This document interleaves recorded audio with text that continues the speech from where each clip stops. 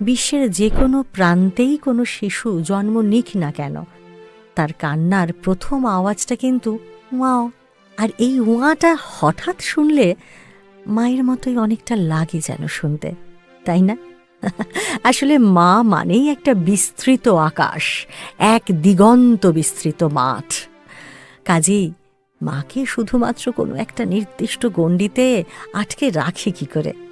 মা, মাম্মা, মাম্মি, মাতাজি, মাইয়া, যে ভাষাতেই ডাকুন না কেন, সবকটা ভাষার শুরুতেই মা আছে।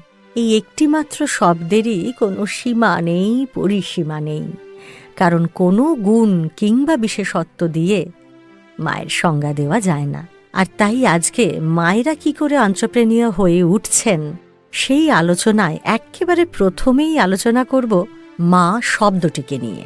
তাই আজকের পর্ব মায়ের অর্থ। আসলে সবচেয়ে বড়